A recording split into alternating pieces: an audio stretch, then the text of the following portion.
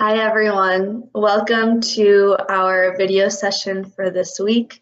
We are actually going to be taking a step back and doing a self-reflection of who we are at Impaction, and ultimately talking about the social impact that we want to make in the world, just to show you a little bit about who we are, where we're coming from, and where we are in our individual social innovation journeys.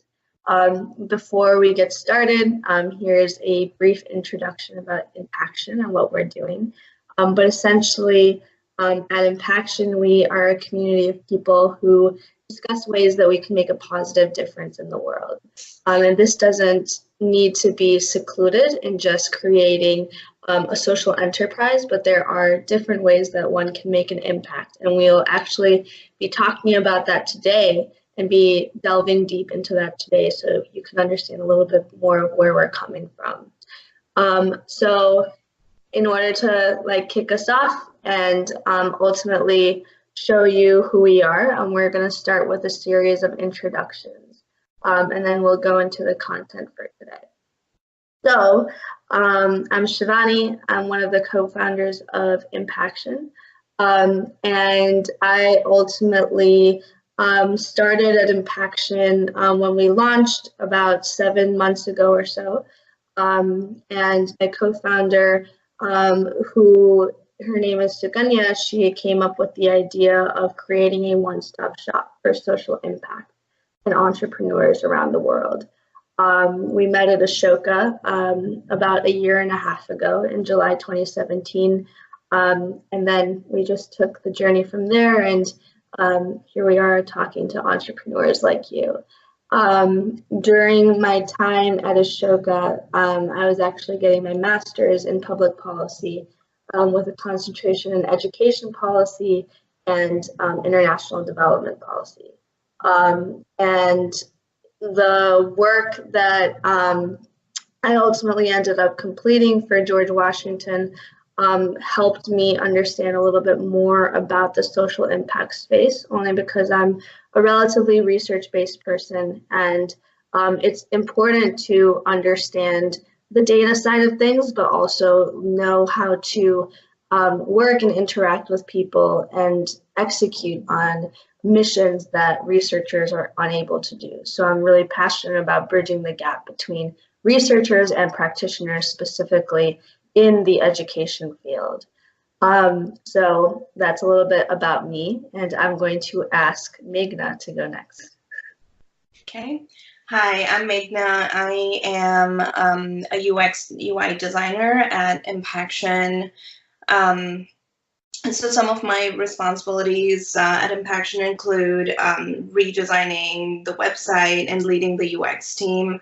And I also act in a managerial capacity when needed. As for my educational background, I have kind of a windy road to UX design. I did my bachelor's in architecture in India, and then I came to the US and did my master's in interior design at Iowa State University. And from there, I kind of jumped into front-end web development just because it was an added skill and I had some time to kill. And I ended up in that field for about 2 years, but couldn't sustain because design is my first love. So I kind of jumped back into UX design, and just a combination of this kind of journey pulled me into the UX design space. As for Impaction, I started talking to Shivani, I believe, 1.5 years ago, October. Yeah, and we just connected on Shaper, and we just had 2 calls, and it seemed like the perfect fit for me, and I guess for Impaction as well.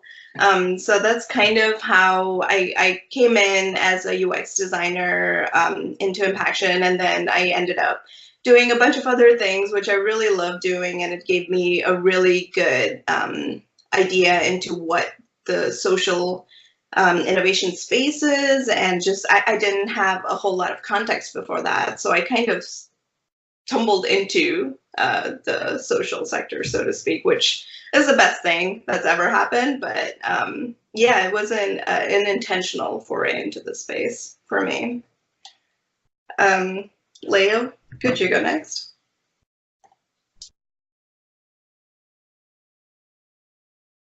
You're on mute.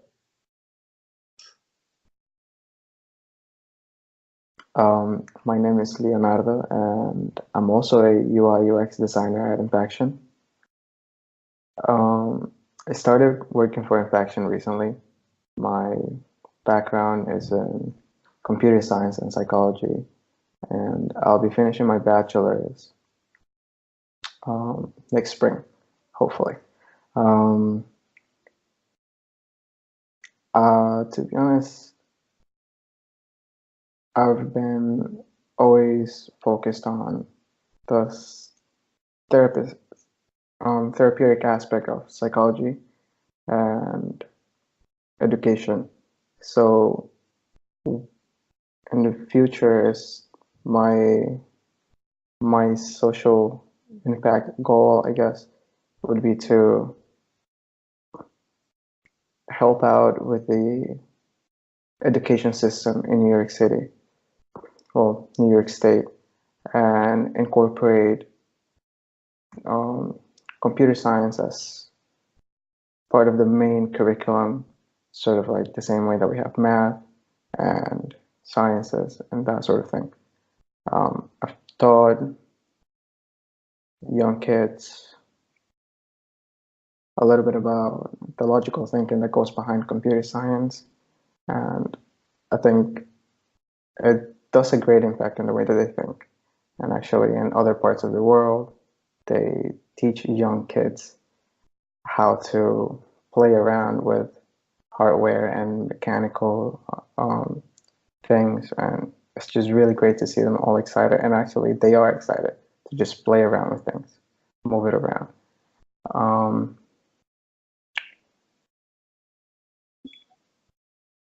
I got to know Shivani through Roger, whom I met at the Boston Hackathon. It was the Tech Together Boston Hackathon. It all happened through Slack. We just kind of like communicated with each other, sent a message, sent my resume to her. We had a call, and I really enjoyed the first call. It felt very natural, and from the moment I spoke to her, I kind of got really interested. I never really thought about the social impact that I wanted to make until I started working for Impaction. Like, it was always an idea in the back of my head that I wanted to start something, help out children, but I never really thought about it and put myself into that. Well, how can I do this? How can I do that? What are the first steps? And being here it's still helping me learn a lot about the social sector, all the different backgrounds that there is and the things that comes to social innovation.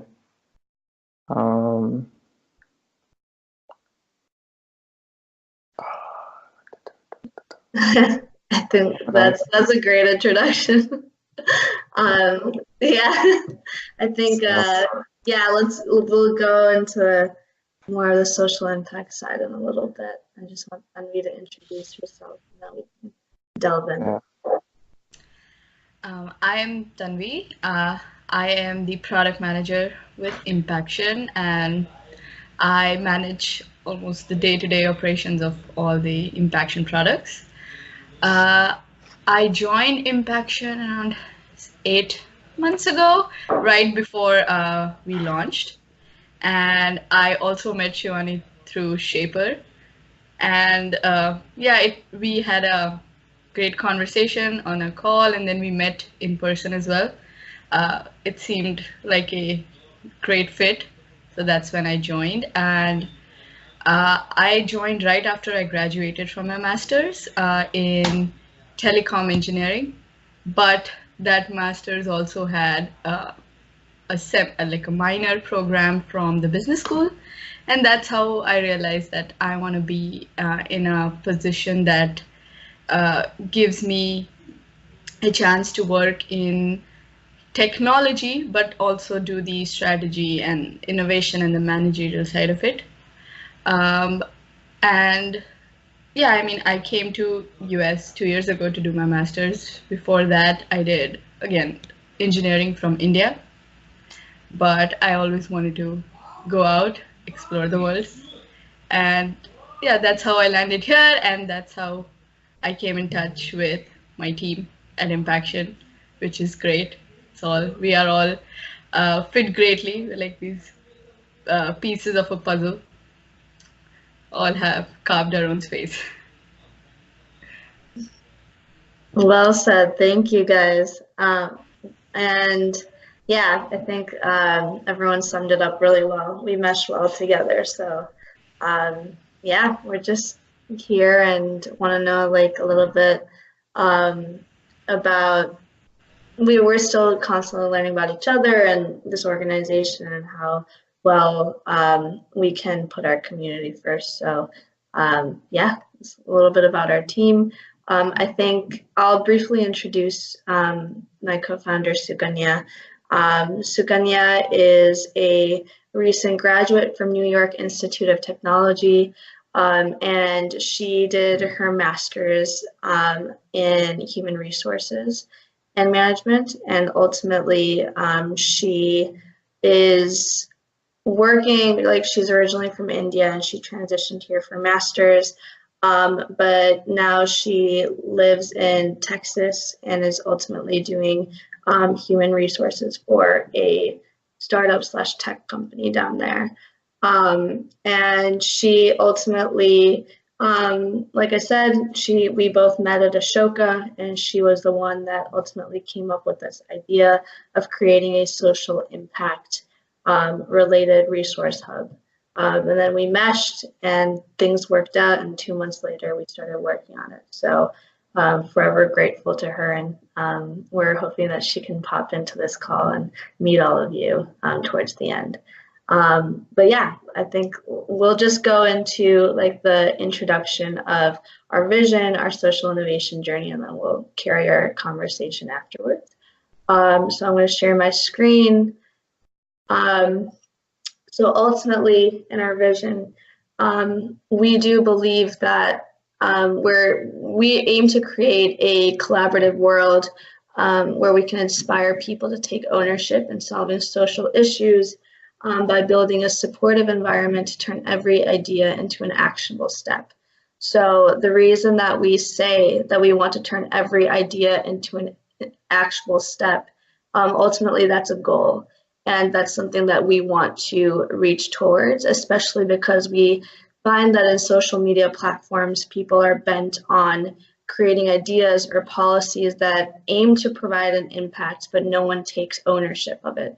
And that's why ultimately we are very much focusing on this word ownership, because there's, especially if you're a member of society that can either have an impact on others or you are on the receiving end of impact, everyone is held accountable towards making a difference or trying to make a difference in solving these problems, especially if we are the ones that are passionate about exchanging ideas with each other. So that is ultimately like one of our goals into spreading accountability, spreading power to get people to start thinking that they can make a change in the world. So that actually, Thanvi, I'm going to move you down for a little bit. So that leads us to our social innovation journey. Our catchphrase is start small, but start somewhere. So ultimately, what we're trying to show here is that right now the social impact space is bent on showing that you can only create a difference by ultimately creating a new enterprise, or changing the current system by creating a new enterprise.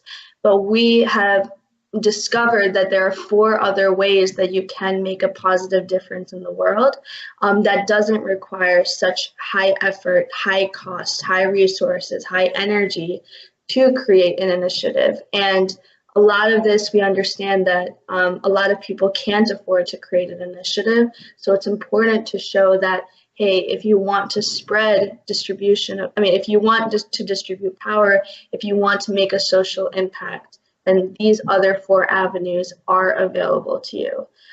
So the first part of the journey, like anything else, starts with awareness. And the impact of awareness is actually, some people may think of it as a passive term, but actually it can have a lot of power. And for example, think about your daily news or media, social media, like the different types of information that we get out there that actually, believe it or not, subliminally change our moods, change our perception of what is possible in the world. So awareness is the first step of the journey, and it can have an impact of if we're showing people that, hey, you can make a positive difference in the world, if you can spread positive news in the world, this can increase accountability, thinking that you are capable of changing a current system. With that can also impact increase in distribution of power, showing that even people from relatively impoverished communities can come up and help each other and make a difference in that way as well. And the third, I think, is more of a mindset-oriented change. So this can spread possibility and inspiration, especially if you are spreading news that is positive and informational for a group of people that think that they can create a change. So this can bring in the previously excluded people and ultimately be like, hey, even though I'm just sharing an article, even though I'm just ultimately contributing an idea to this article, this can actually have a positive impact in the world, and that doesn't require the energy and time that I don't have in my day-to-day, but it still changes my outlook on life. So that's a little bit about awareness, and this leads directly into discussion. So discussing new ideas, or discussing ways that we can make a difference with someone else can actually change what we consider as being action. So this can ultimately encourage action into 3 of these other steps. Obviously, it spreads positivity, and it offers insight into a little bit of not what you are thinking, but what another person is thinking. And it's important to ultimately connect with that other person and understand a little bit about what they think, what they go through, and this can spark more action-oriented steps. So obviously that leads us to connection, and this is what we are trying to create right now, a community of like-minded individuals, people who are givers before takers. And ultimately, what we find is that when you have even online communities that can spread positivity or distribute power and inspire each other, a lot of magic can ultimately happen.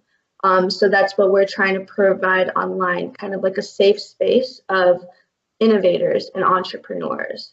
And then when it comes to opportunity, right?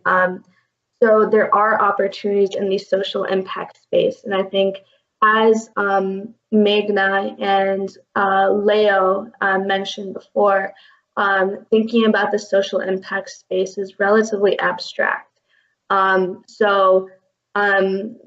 Ultimately with them working with Impaction, that got them to start thinking about ways that they can make a difference. And what's beautiful about that is that there are so many other enterprises, social enterprises out there that can offer job opportunities, that can offer increased opportunities for people who want to make a difference. It's just that we aren't aware of them, or we don't know or we don't know like how much effort we have to dedicate to something like that. But altruism is something that is in human nature. It's an innate trait in human nature, and people thrive off of that. So if you can contribute in some way to other existing enterprises or go to events that inspire you, there are opportunities in your ecosystem, and it's just about being aware of them, and it's about pursuing them. And that leads to our fifth one, initiative. And obviously, I mean, we are aiming to create an ecosystem of innovators, but we also want to help the social entrepreneurs. So the people who are catalyzing enterprises that can change current systems. So ultimately, we are working with entrepreneurs to understand a little bit more about their enterprises and aid them in ways that innovators and entrepreneurs can work together. So this is obviously no one person has to go through all 5 of these steps, but there are people, ultimately there can be ways that you can stop at awareness, and that impact is enough. You know, you can stop at having a discussion or a connection, and that is enough. At the end of the day, it depends on your mindset, your time, your capacity to understand what type of impact you want to make in the world, and realistically what is feasible for you. It's just about accessing that part of you and understanding a little bit more about where you are in the social innovation journey. So that's a little bit about Impaction, and obviously this is still in the works, and we are still working on understanding our community members a little bit more. But we wanted to show you this today only to show that, you know, there are more than one way to make a positive change. So I'm going to stop sharing my screen right now, and then ultimately we're going to go back to our members at Impaction to talk a little bit more about how the social impact sector changed their personal and professional life.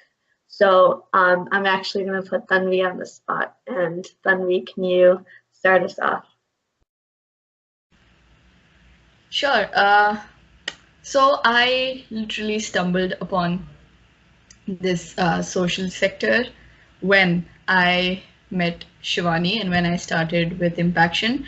Before that, as you said, Shivani, it was more of an abstract idea that, yeah, I want to do something, but when and how are 2 of the biggest questions that I think everyone hasn't answered, and they just leave it at that.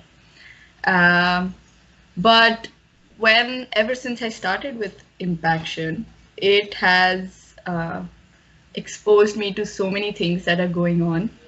I have read so many articles, so many stories that have inspired me to do something directly.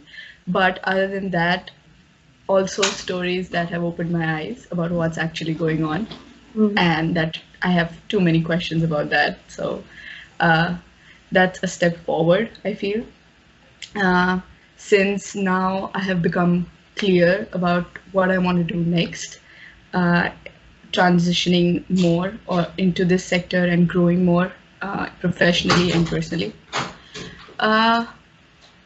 Yeah, so I have been thinking of taking this forward by studying a little bit more about this, another degree or a diploma after this, so that I can delve more into the space, and I can do some more research, find out something more, or volunteer more, so that I get to know more about this.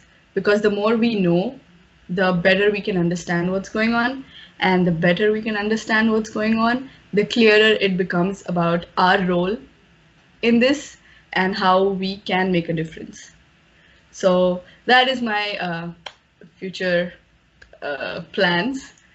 But yeah, everything opened up to me after Impaction, and now I have made it a point to talk to this about others, so that, I was lucky enough that I joined Impaction, but not others are still into this question about, okay, how do I do this? When do I do this? Do I have the time? What is really going on? I don't know. And so I talk to people. I tell them all the stories that I have read, I have heard, hoping that that helps them understand and that encourages them to be more proactive about this. A lot of your journey seems like it's like more about like the awareness side of things. I know we'll go into this more in detail, but I mean, you're working with Innovation News and more closely than other like the other products that we do. But especially when you're talking about awareness or positive, like spreading positivity through Innovation News, how has that ultimately affected you and how you see the world? Well, it has changed my perception of what is exactly going on in this world. It has literally broadened my mind, my horizons, and I think that exposure is really important for everybody.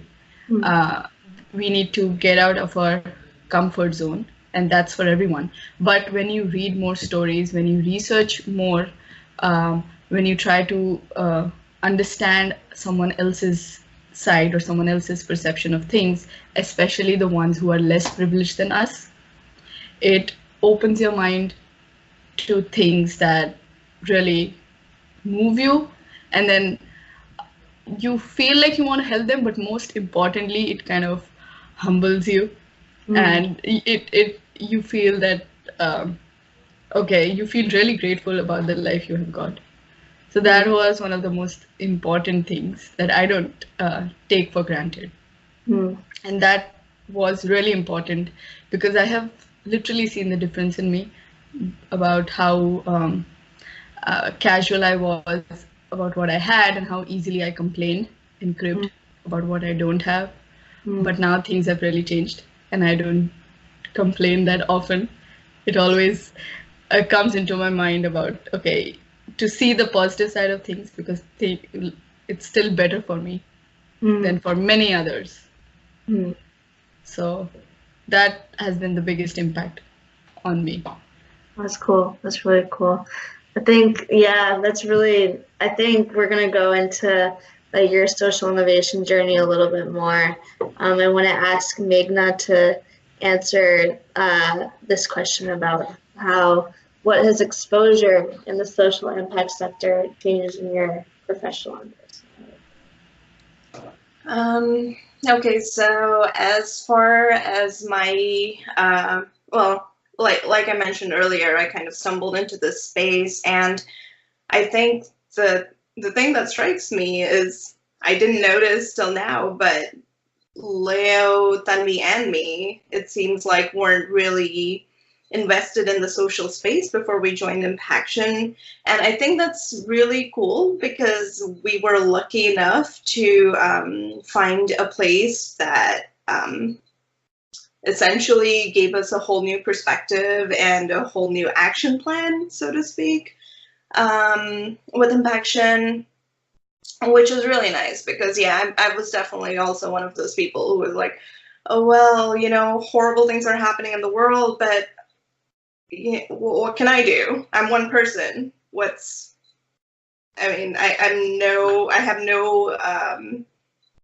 don't have a company, I don't have the money, so there's nothing I can do. So I'm just going to sit here and feel sad about it and move on with my life.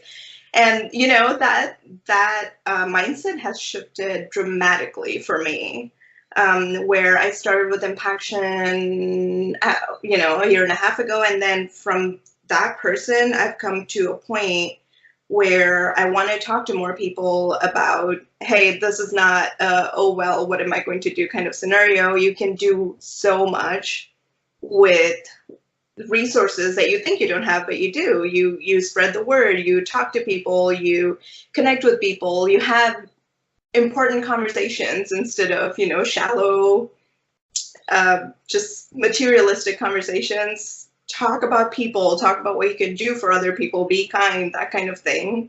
Just the mindset has shifted to where I want to talk to people about that stuff. And that's been a really big deal for me personally. Professionally, I'm sort of transitioning into a more entrepreneurial role because of Impaction, which is amazing to me. So it's definitely a dramatic difference in my professional and personal life. And as far as what I want to achieve in the social impact space, just from the diagram that Shivani was showing earlier, I think where I'm heading towards is creating opportunities with providing underserved communities with resources, bridging gaps that need to be bridged, and just creating an initiative for people to come forward and do something about the things that, just the places that they're interested in. And, we all want to create world peace. That's not possible. So we start with one small thing at a time, and then we just chip away at it. And if enough people take an interest in that, it's going to make a huge difference in the social impact space. Yeah, thank you. That's great. I think I have a lot of questions, but I'll hold them. Leo, do you want to go next?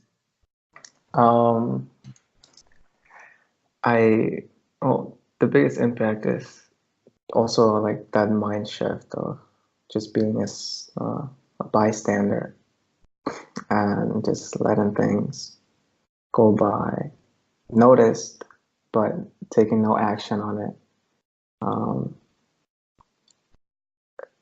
I've seen a lot of things working as a counselor and like as a teacher in a school. You get to see a lot of things from the parents, the teachers, and everyone else. And it's a lot of people they communicate a lot of things that they're seeing out there. And everybody's just like, yeah, that happens. But it's like nobody ever does anything to make a change. Just like in a small perspective, like teachers will complain about something really small that's happening within the school, but nobody says anything. They'll just complain with each other.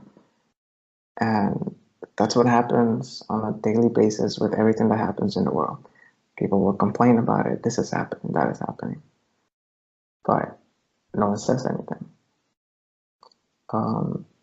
And for the most part, I was the kind of person who would see it. People would talk about it, but it was like a learned helplessness where like, I know I cannot make a big impact enough to change anything. So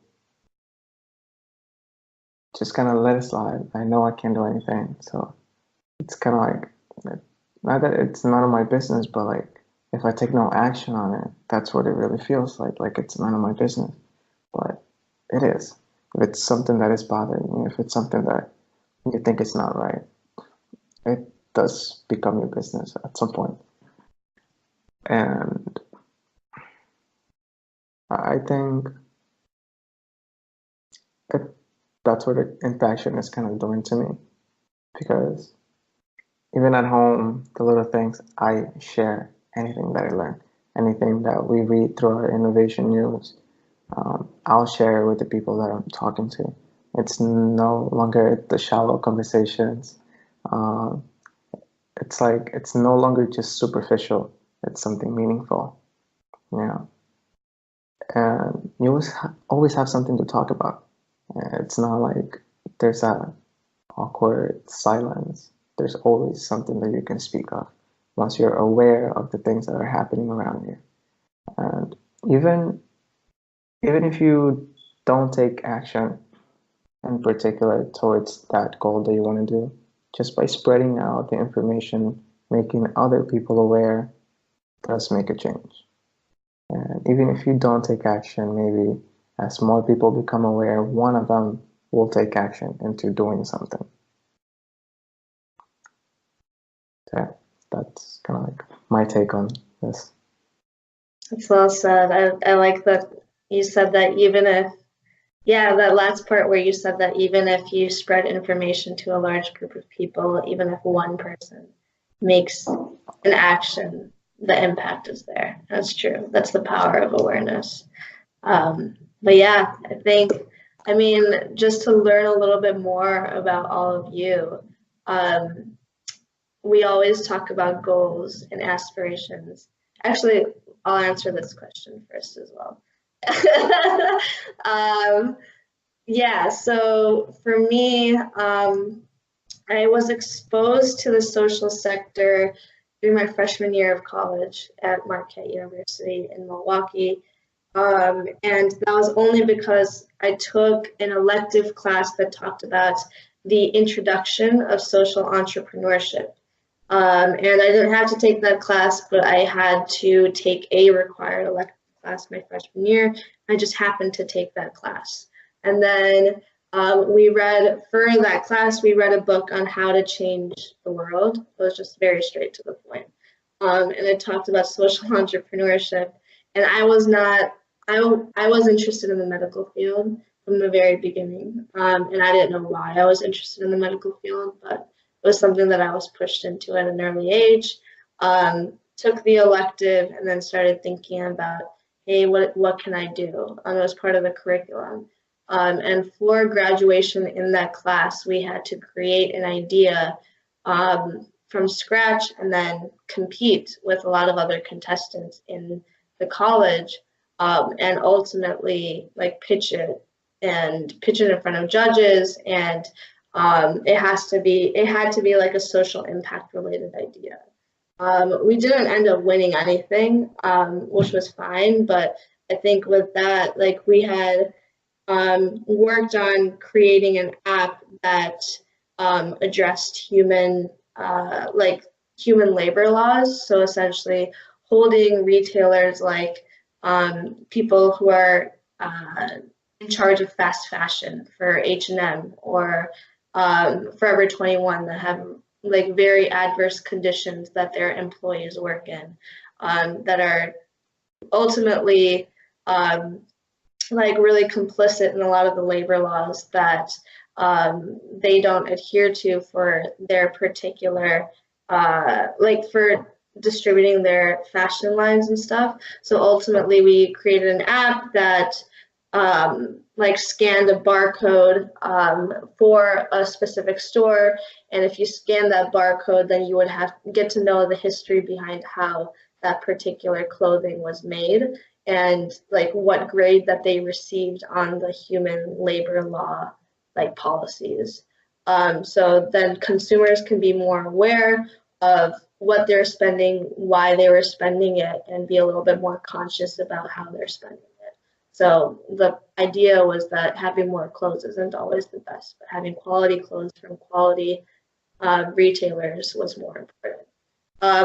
I mean, it was an idea, and that I think like I got into that space a little bit more, and Marquette wasn't a Ashoka campus, so I got interested in that, but then didn't come back into it until honestly grad school, and was looking for an internship. Ashoka came through, and then met Suganya. So I think like, yeah, the social sector, it came as a result of that class.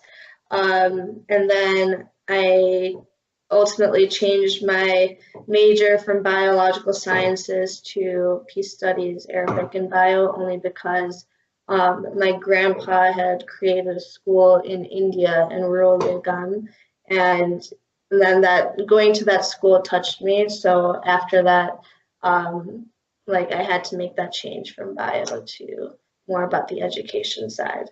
So that was a little bit of social impact. But if it weren't for like, I think the point is that if it weren't for like my privilege in actually attending college in the first place, I wouldn't have been able to be in this space. So I think that's something important that like the people who are watching should recognize, is that not everyone has these opportunities to attend college and be aware of, hey, this is something else that I can do. So that is unfortunate because everyone has a capacity if they want to have the capacity. So yeah, long story short, that's what happened. But I think, yeah, just learning a little bit more about the people on this call. I think we kind of delved into it, but we won't go into too much detail. But in like less than 2 minutes, can each person tell us what they want to achieve in the social impact space? And I think, Leo, you went through this a little bit, so I'm going to ask Tanvi to tell us a little bit about what she wants to achieve. I'm actually interested in directly in the education space. I think education is something that's that lays the foundation for a better life in the future.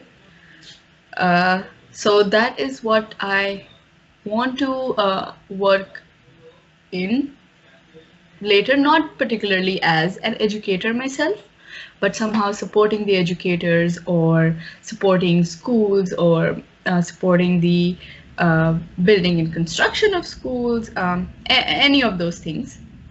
Other than that, I am also really interested in environment. So, okay, so I developed asthma pretty early on because of pollution. Luckily, the doctor said that as I grow up, I'll get enough immunity against it, which did happen. So I was immune to pollution. Great. But no, not everybody should go through that, honestly. So yeah, that is another thing that I want to work on, and that I feel can be, from my side, can be worked on earlier than the education side, because the education impact that I want to make will require a lot of resources and time.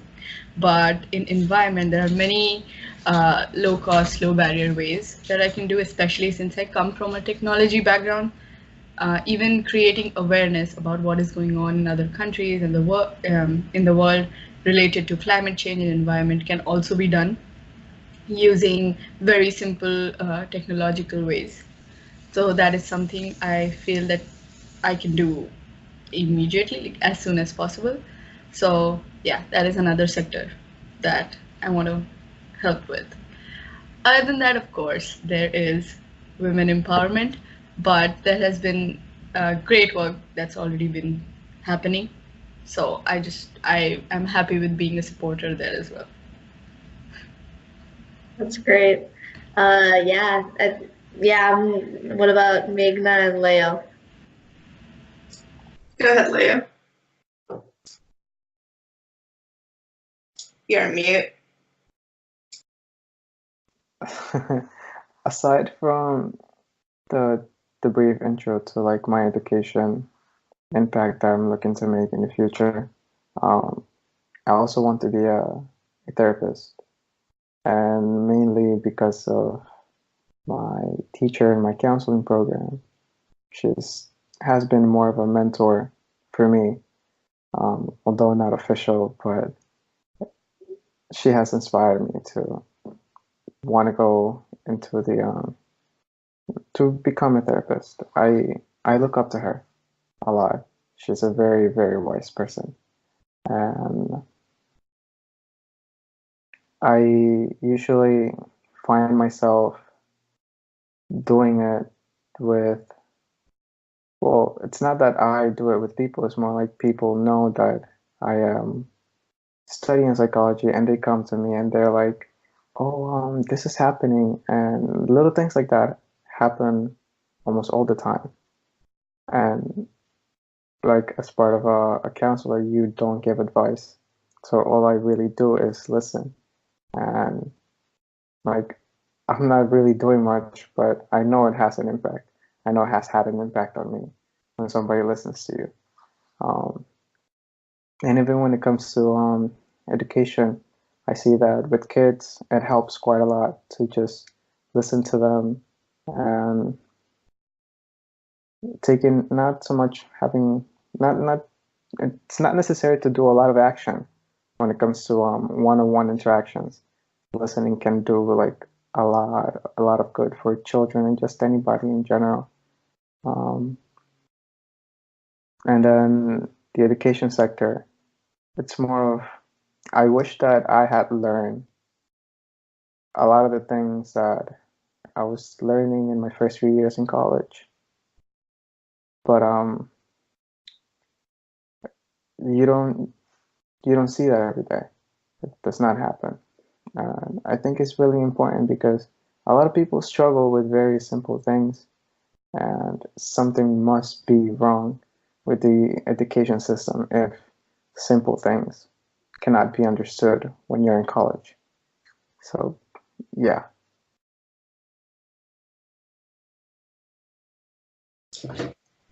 Great, thank you, Leo. That was very interesting to listen to. I don't really think about the education space because that's not where I usually focus. So it's really nice to hear that point of view from both you and Tanvi. And I'm curious to hear what Shivani has to say. But for me, as far as social impact goes, my the things that I'm interested in or focus on has mostly been homelessness and just underserved communities. I think there's a ton of resources out there that, you know, people have access to some of them, they don't to some of them, but the problem I think is the right people don't have access to the right resources. They're not getting funneled to the correct populations. And that's the problem I would like to solve. I don't have a surefire solution for it, but that's a problem I'm seeing around me. And, you know, low income and homeless populations, you know, there's something there. There's a root cause. There shouldn't be these many people without shelter, and that's crazy to me, without food and shelter, basic necessities that I take for granted every single day. And yeah, like Tanvi said, you know, I used to complain about, oh, I don't have the newest, you know, gadget. It's ridiculous. But anyway, so yeah, that's kind of the space I want to make an impact on. And I just want to understand the root cause and try to break the cycle instead of putting band-aids. Like, I don't want to give people things. I want to find a way to improve skills, to train people, to help them take care of themselves, as opposed to just handing things out. Dignity is a very, very important aspect to me in any kind of social work, and it's hard to do at the place we're at in the world right now. So I would really like to focus on dignity and charity, which actually, again, Impaction kind of made me aware of. So it's really cool. I love what you said about not creating a Band-Aid solution to these problems, especially because there are, I mean, yes, Band-Aid solutions help with immediate short-term outcomes, but when it comes to shifting like the foundations, then it comes with the mindset. And I think like your idea about creating training opportunities or educational opportunities for people in these adverse conditions is really inspirational, and especially also when you're talking about promoting dignity. So understanding where people are coming from rather than using like a one-size-fits-all solution to every single person's problem. That's going to be really important moving on. But that's really cool. I think like, yeah, like the foundation, it starts from the mindset. So I think like we all have exposure to that, which is really cool. I think like that's why I wanted to ask about this next question about where all of you are in the social innovation journey. And do either of you want, do any of you want me to share my screen so you can point it out, or do you know what it looks like? Share screen? No, I'm gonna start with you this time.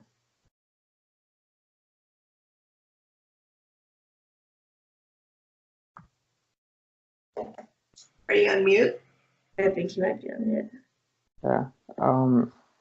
I've tried making myself aware of a lot more things. I've also shared my knowledge and the things that I've learned with other people, making them aware. And that involves discussion. It does encourage action. And then connections. Yeah, I've tried to make a lot of connections through my years. Given that I wanted to incorporate technology into the education system from an early start, I tried working for a small startup previously, and I learned about their courses, the way they were approaching it, what worked and what didn't work, how big can a classroom be for you to keep it engaged, and the hands-on activities that you need to do. And my next steps would be to finish school, and after that, I think I still need to learn a lot more as to like what are those steps that I need to take to actually do whatever. I still need to figure out what it is that I want to do and how I want to do it. But the idea, the mindset is there. So like what my main goal is. It's just the small steps in between us, how I'm gonna get there. That still need more adjustment and thinking. That's awesome. Yeah, that's so true. So it's like, it seems like awareness, discussion, connection, and then opportunity is coming in as well, which is really cool. What about you, Meghna? I think I'm right now very much at an awareness stage primarily, just because, I've recognized a problem. I'm talking to people about it and just having these important, discussions. So a little bit of that as well, kind of transitioning into that. But ultimately, I definitely want to make my way into the opportunity and initiative stage by creating something real and tangible and making hopefully a decent sized impact in this space. And me, what about you? I am clearly in the awareness and discussion part right now, and of course the more forward we go into discussion, the more I enter the connection part as well. So I think, yeah, it's pretty, for me it's pretty clear. I am almost transitioning to the connection part at the moment. Well, I mean, I feel like everyone's in the opportunity, right?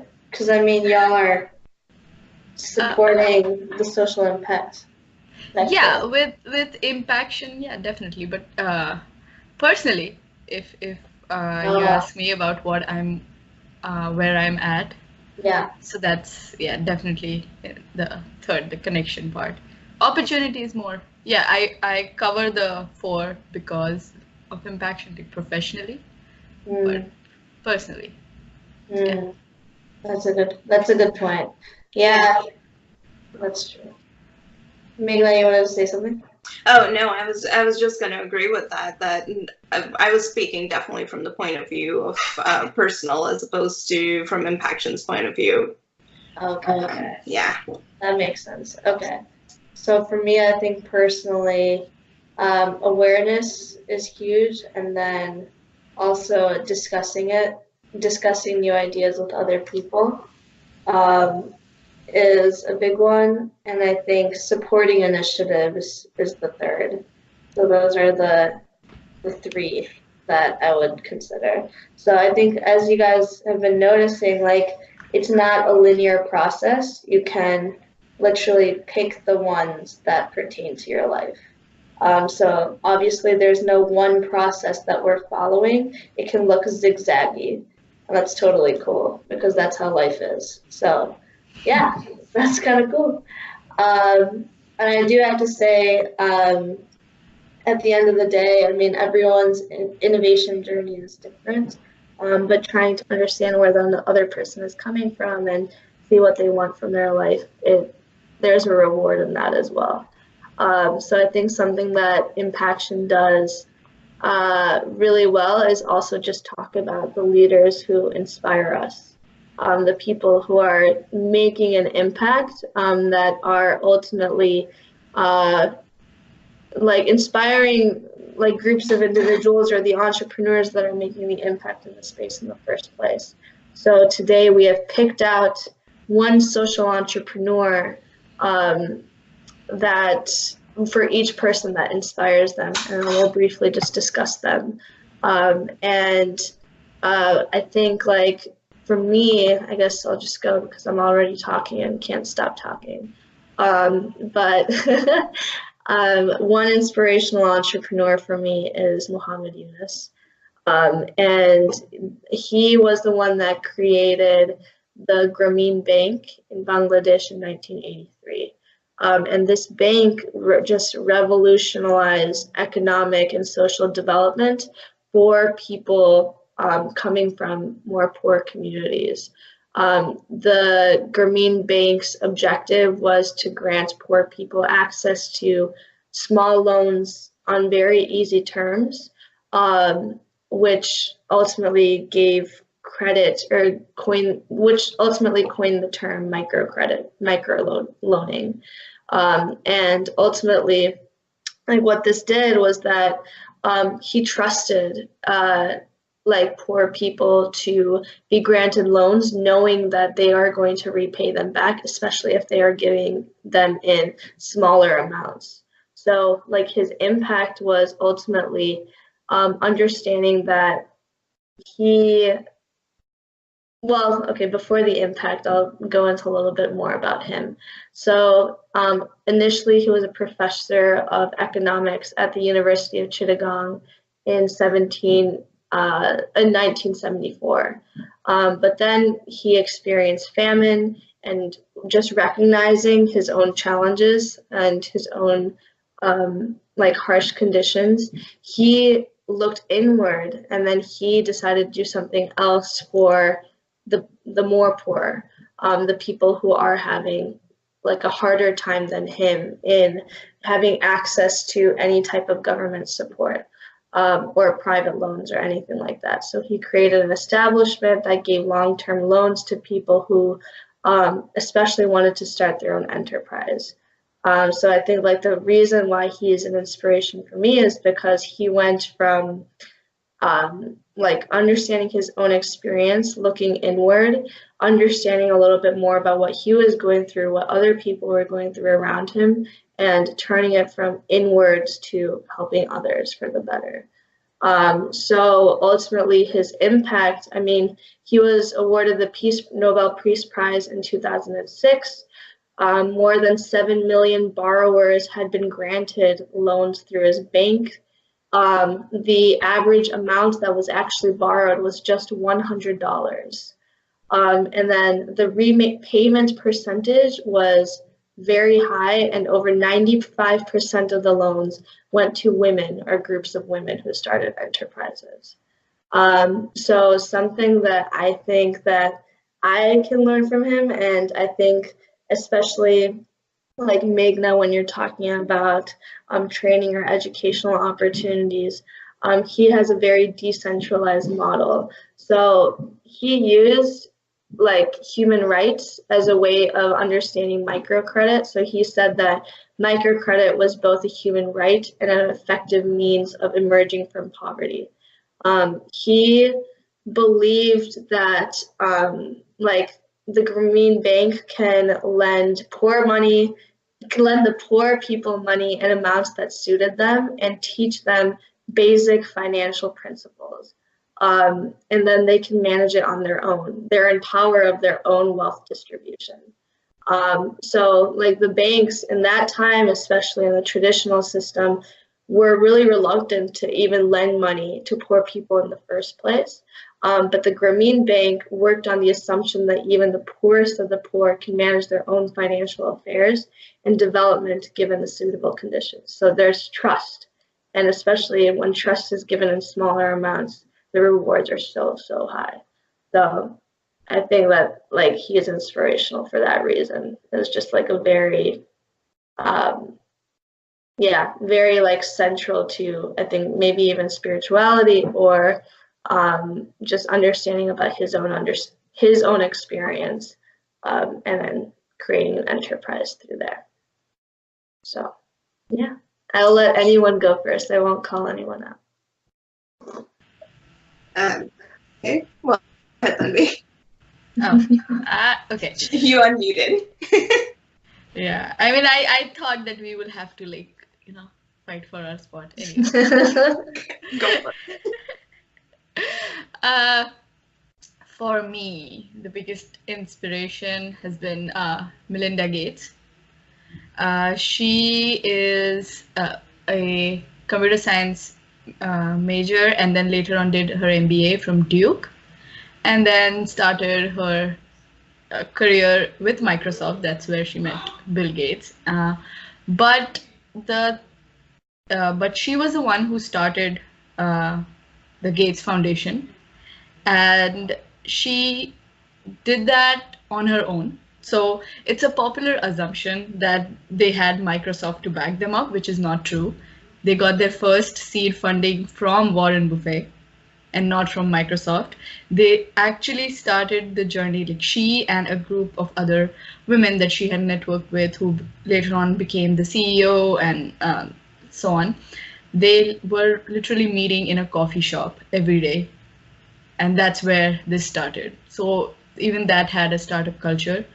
And what I like the most about their way of doing things is that they realized way early on in their journey that just pumping money isn't going to solve anything, even though they are one of the, actually not one of the, they are the largest privately held foundation in the world currently, with more than 50 billion assets.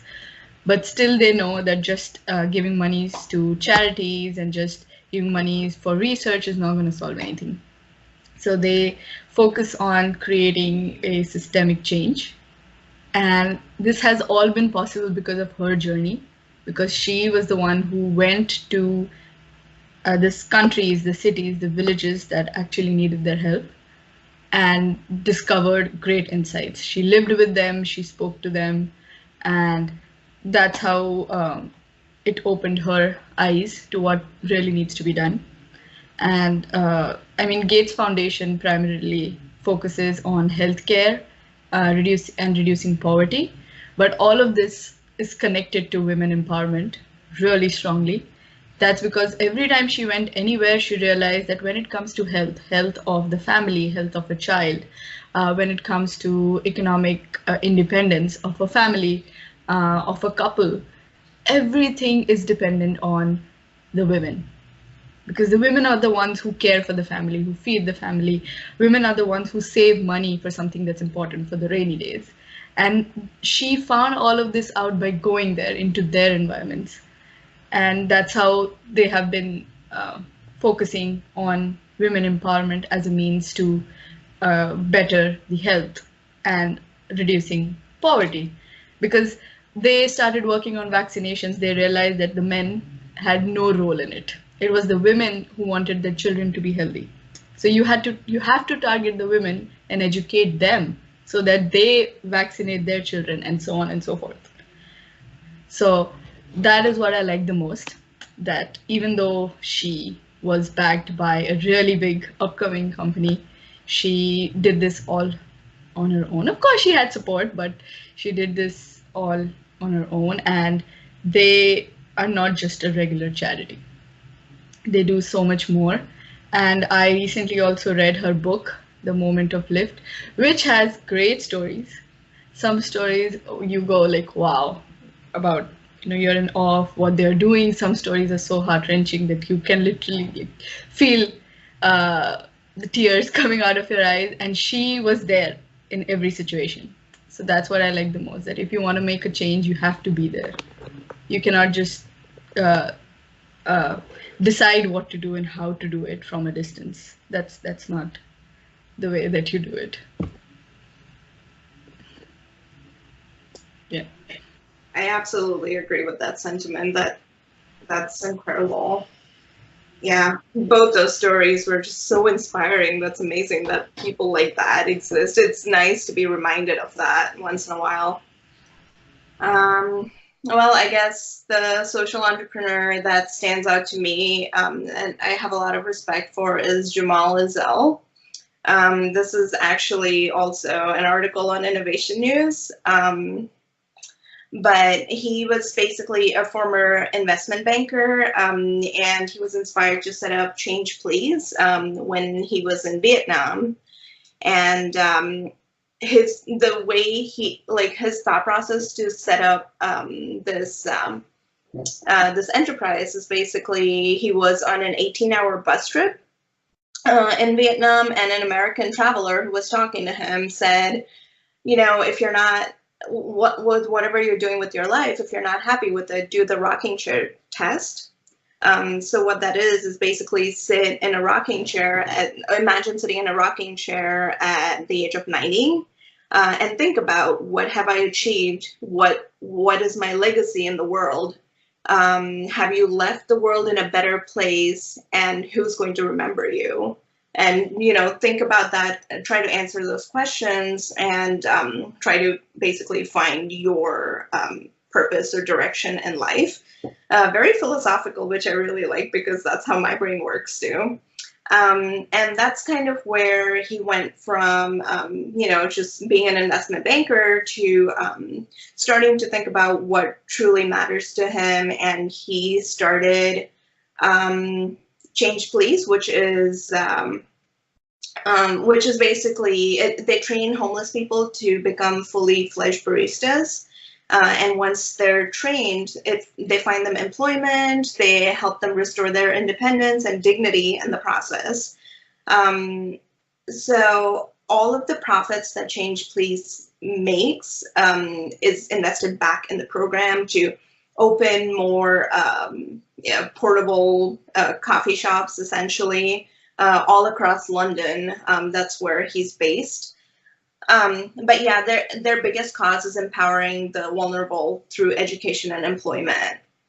As far as their impact goes, in the last 3 years, they've won about £1.2 million worth of business just by spreading stories about the people they support. Like, they got a lot of exposure, a lot of awards, because they got a lot of recognition, because this was, at the time that it was made, it was revolutionary for this type of, creating a coffee shop and having it employ homeless people was just, it was an incredible thought. And yeah, they have 15 coffee vans and sites across London right now, and they're securing partnerships with like big businesses like Barclays, I believe that's a credit card company, and to supply coffee in their offices. So in addition to being baristas, they also sell coffee to different places. And he plans on opening these coffee shops nationwide and internationally soon. And they also received funding to open their first training academy in the UK, which will help them finance the education of 12 homeless people per month. Yeah, and they're planning to launch 3 more of those in the US really, really soon, which is very cool. Why this person is an inspiration to me is he managed to find a self-sustaining solution. So he was able to create a model where it was, yes, helping people, but he essentially creates his own funding by, charging for the coffee and paying his employees and, helping them find a footing where no one else will. And I mean, if you have a chance, if you look at the stories of the people's lives that he's changed, it's incredible, and it's just amazing to look at. But yeah, and the thing that I feel like I can at least learn from him is the dignifying and respecting people, and with the social cause. One of the things that he says is the fact that and this is a quote, the fact that we have never compromised on coffee quality while remaining ethical means people buy your product for the great coffee. And the fact that we have a strong social mission is an additional bonus. So to me, he created this unicorn, basically, which I think is very cool. But yeah, this also aligns for me with Impaction's vision that Shivani talked about earlier in the call about, creating thoughts to ideas to implementation and taking ownership and creating an actionable step from these, this is a problem, what is my solution? So that's my person. Yeah, go ahead, Leo, but thank you, Meghna. That's super inspirational. So for me, the person that I picked is Charlie Howard. She's a clinical psychologist, and her mission is to, well, first of all, she notices that a lot of the people coming in to see her at her clinic, a lot of them do need help, but a lot of the people who are not going there also need help. She notices the people in the streets, they're also going through things, and yet the stigma and basically the social stigma and that thought that just stops people from going to see a psychologist is what really worried her the most. So where most people will see a problem with young people, she will say that young people are the solution and not the problem. For example, young delinquents and people who struggle on a day-to-day to just fit in with the larger population, they get segregated. She actually says, well, there's something there that needs a little bit of fixing, and it's not that they're a problem. This has a solution, we can do something to help these people other than just basically blaming them and putting labels on them and basically setting up their mindset that this is who you are and this is who you're set to be. She cares about all of that. She also cares about homeless people who do not basically have the means to go to the clinic and say, well, I want to see a psychologist today. She goes out. She started with a very small movement where she went out in the streets and she actually went out there to talk to people. And that small action turned into what today is AAMAC in the UK. And they've been going strong for about 10 years. And she's really inspirational to me because young people are really the future in a way, not to sound cliche, but they are. And it's like a lot of young people, they're really, even in the schools, you see it, that the teachers say, well, you're this. And it's like you're telling them there's no future for you. And she's trying to cut that off. She's trying to stop it. She's trying to make a change. And that's kind of like where I'm going, what I'm thinking, and the changes that I want to bring. So yeah. That's great. I think we have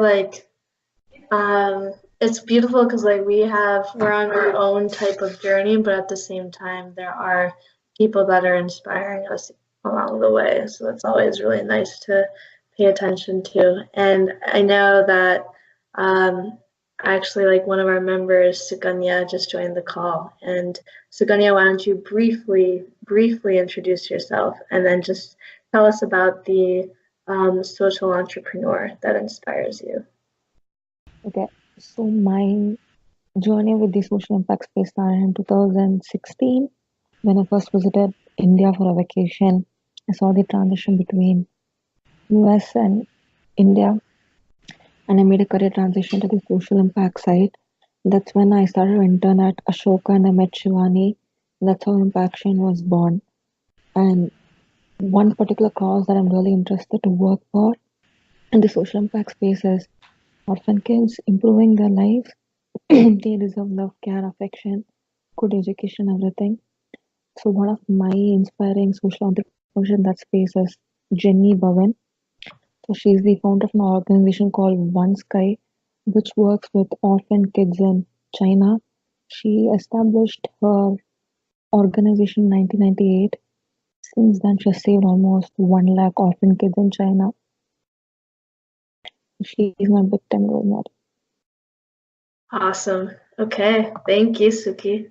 I think like with everything that is going on, I hope that just everyone from our community knows a little bit more about our team at Impaction, what our individual interests, goals, the people that we look for to inspire us and where we are in the social innovation journey. I hope this just like we love connecting with our community members, and we love discussing ideas that make a positive difference. So we just want to thank you all for joining us today for this video session, and ultimately just talking about our vision and how these steps will allow us to shift mindsets and build a space for the unnoticed stories to ultimately build space and awareness around unnoticed stories and entrepreneurs that are making a positive difference, or build communities of social innovators and entrepreneurs, and allow us to, more importantly, inspire change through these opportunities in the social impact space. So we just really want to thank you all for joining us today, and we're just really looking forward to seeing you all in our next video session with our community members. Thank you for your time, and please do subscribe, and please do share this video with others. We really appreciate it. All right, thank you so much.